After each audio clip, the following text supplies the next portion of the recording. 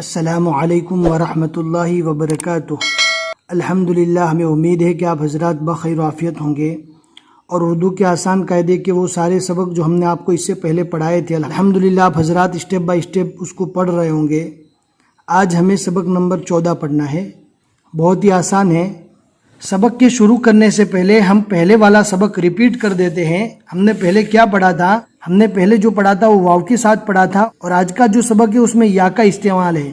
تو اس کو ہم پڑھ رہے تھے پو جب پے کے اوپر پیش آتا تھا، اور اگر پیش نہیں آتا تھا تو ہم اس کو مجہول پڑھتے تھے جیسے پو، اور اگر پے کے اوپر زبر آتا تھا تو ہم اس کو پڑھتے تھے پو۔ اور آج کے سبق میں دو طرح کی یا کا استعمال ہے، ایک یا معروف جس کو گول یا کہتے ہیں، یا معروف، اور ایک یا مجہول یعنی لمبی یا۔ ان دو یا کا استعمال ہے۔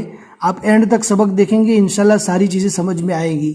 اب آج کا سبق ہم پڑھنا اسٹارٹ کرتے ہیں، آپ دھیان سے سنیں، انشاءاللہ بہت جلد سمجھ میں آ جائے گا۔ یہاں پر دو یا استعمال کی گئی ہے، ایک یہ یا ہے یا معروف جس کو کہا جاتا ہے، اور لمبی یا جس کو یا مجہول کہا جاتا ہے۔ یا معروف پڑھتے ہوئے معروف آواز ہو، اور یا مجہول کے پڑھتے ہوئے مجہول آواز ہو۔ اب ہم سبق پڑھنا شروع کرتے ہیں۔ آپ کے پاس اگر اردو کا آسان قاعدہ PDF شکل میں نہیں ہے، لنک ڈسکرپشن میں مل جائے گی، ضرور چیک کریں۔ بسم اللہ الرحمن الرحیم، سبق نمبر 14۔ اس کو پڑھیں گے ای۔ جب عین کے نیچے زیر آوے یا بازو میں یا معروف یعنی گول یا لکھی ہوئی رہے گی تو اس کو معروف آواز کے ساتھ پڑھیں گے ای، فی، لی، نی، پی، بی، پی، ڈی، ٹی، ای۔ یہ اوپر حمزہ ہے، اس کو پڑھیں گے ای۔ اب یا مجہول کو کیسے پڑھیں گے؟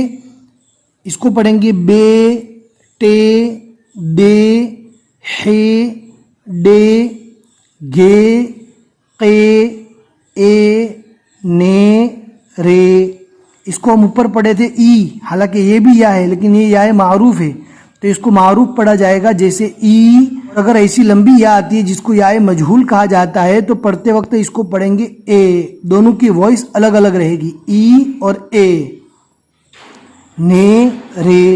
حروف کے اوپر جب زبر آئے گا تو کیسے پڑھنا ہے؟ یا مجہول سے ملا کر اس کو پڑھنا ہے کئی، پئی، دئی، ای، ہئی، مئی، تئی، جئی، لئی، بئی۔ با کو یا سے ملا کر بئی۔ اس تو کو پور پڑھنا ہے تو پڑھ سکتے ہیں، لیکن جیسا ہم قرآن پاک میں مخارج کے ساتھ پڑھ رہے تھے توئی، ویسا پڑھنے کی ضرورت نہیں ہے۔ اگر حروف آپ کو مخارج سے ادا نہیں ہوتے، تئی بھی پڑھ سکتے ہیں، لیکن پڑھنے والے کو ایسا فرق کرنا ہے سننے والا سمجھ سکے کہ تو پڑھ رہے ہیں یا تا پڑھ رہے ہیں۔ بہت ہی آسان سبق ہے، ہمیں امید ہے کہ آج کا سبق آپ کو اچھے سے سمجھ میں آ گیا ہوگا۔ اگر آپ کو سمجھ میں آیا ہے تو لائک کر کے ہمیں ضرور بتا دیں، اور اگر کچھ ڈاؤٹ رہ گیا ہے آپ کامنٹ میں پوچھ سکتے ہیں، انشاءاللہ ہم جواب دینے کی پوری کوشش کریں گے۔ اور اپنے 2-4 دوستوں کو ضرور شیئر کریں اور اردو کلاس کو آگے بڑھانے میں ضرور مدد کریں۔